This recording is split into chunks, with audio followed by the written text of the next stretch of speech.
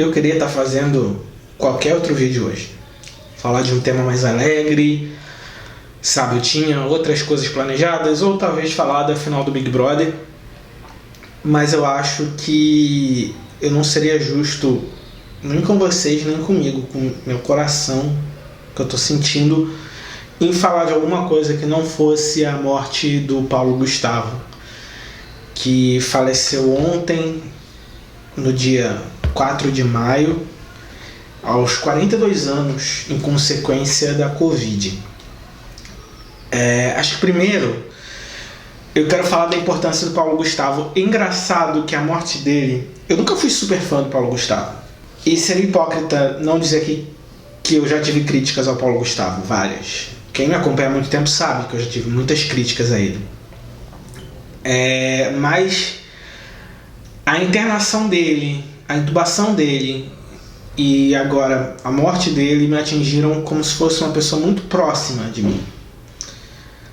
Talvez porque foi um tipo de morte que, espero que vocês entendam o que eu falo, quando a gente vê uma pessoa idosa, obviamente a gente não quer que a pessoa morra, mas a gente tem a sensação de que é um final de vida, né? A gente não sabe quando vai acabar, a gente torce para que demore o máximo, mas é o estágio final da vida. Uma pessoa de 42 anos, casada há poucos anos, que acabou de ter 2 filhos, ainda bebês, no auge do sucesso do trabalho, produzindo, a gente não imagina que a pessoa morra.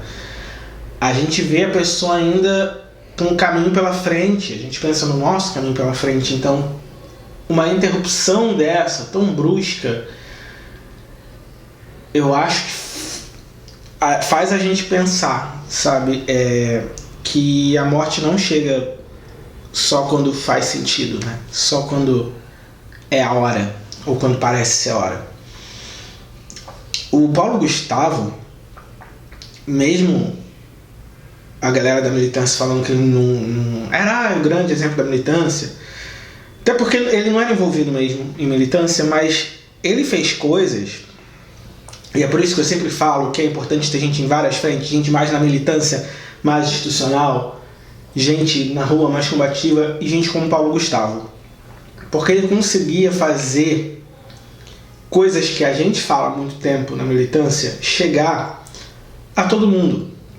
O cara fez milhões de pessoas irem no cinema ver uma drag, né, porque ele também era drag, tinha a Dona Hermínia, né, que era uma personagem, e no terceiro filme do Minha Mãe Uma Peça ele fez milhões de pessoas irem no cinema, rirem, se emocionarem, saírem felizes de um filme cuja história principal é um casamento gay, um casamento entre 2 homens.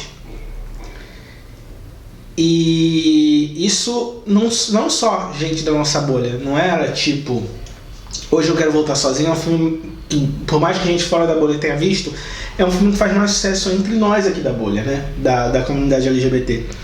Mas Minha Mãe é uma Peça, Dona Hermínia, é uma personagem popular de gente mais militante até bolsominions.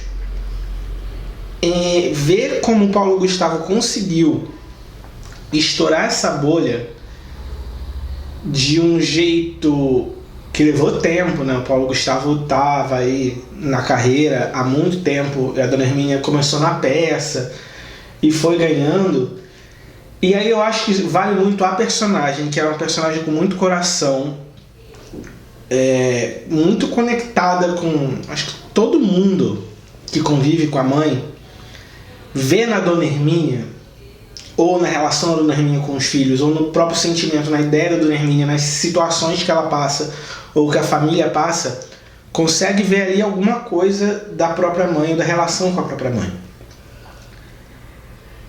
Então essa identificação, sabe, e a forma como a Dona Hermínia tinha muito coração, por mais que ela fosse louca, até falasse algumas coisas assim, principalmente com a Marcelina, fez muita gente se conectar e compartilhar a felicidade da Dona Hermínia quando o Juliano casou no Minha Mãe Uma Peça 3. E a Dona Hermínia, inspirada na Dona Déia Lúcia, né, que é a mãe do Paulo Gustavo, que nem consigo imaginar como vai ser o Dia das Mães dessa senhora. Nem consigo imaginar como essa família está agora, como o Thales está agora.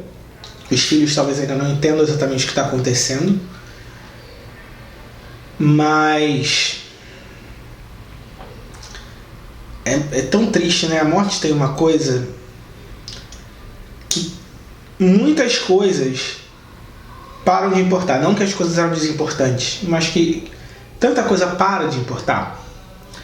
Sabe? Existia coisas que eu acho que o Paulo Gustavo tinha que estar atento. Ele já estava atento a muita coisa. Tinha uma personagem dele que fazia blackface, que ele alterou a personagem por entender que blackface era racista. Eu acho que eventualmente ele poderia entender que determinadas piadas com a Marcelina tinham muito de gordofobia e remover esse tipo de piada. Só que, sabe, aí não existe mais essa possibilidade, né? Não tem mais o que se fazer. E aí não importa mais.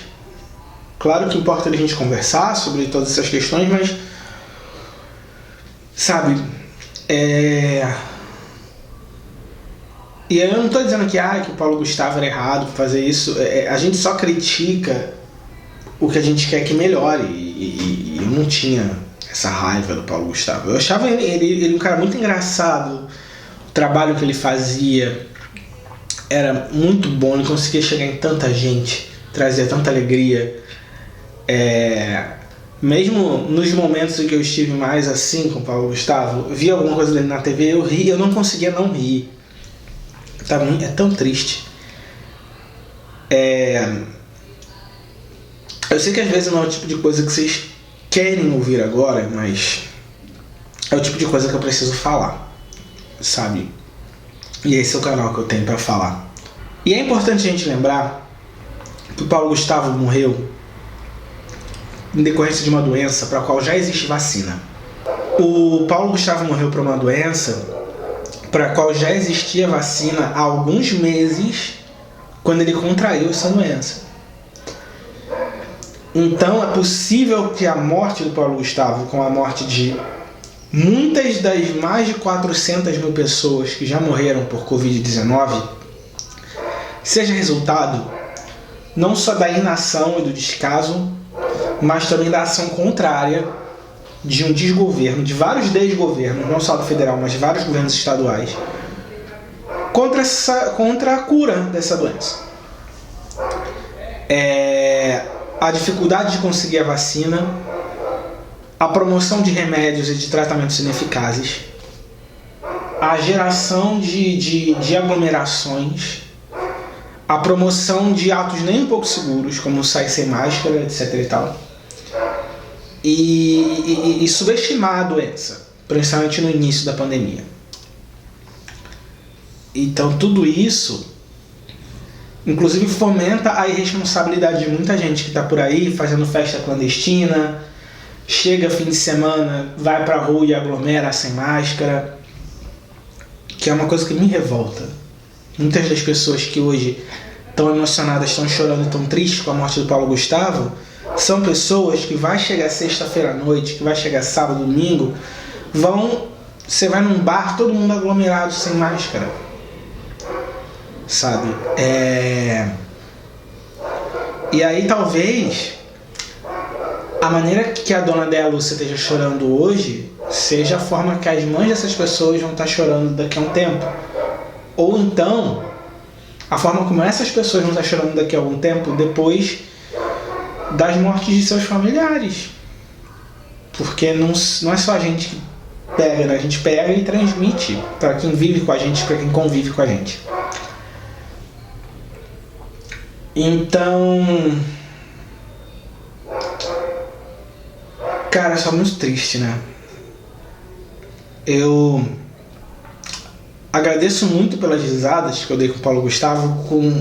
Eu chorei no primeiro Minha Mãe é uma Peça, as lágrimas também, né? A emoção. E como ele falou, o riso é o ato de resistência.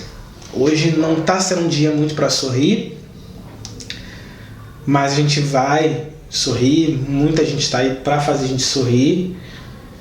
E também pelo Paulo Gustavo a gente vai sair dessa, a gente vai viver ou sobreviver para ver um momento em que todos nós vamos estar vacinados e vacinadas, um momento em que vão dizer que a gente já pode sair na rua sem máscara, um momento que a gente vai poder esbarrar nos outros sem ter medo. Então é isso. Obrigado.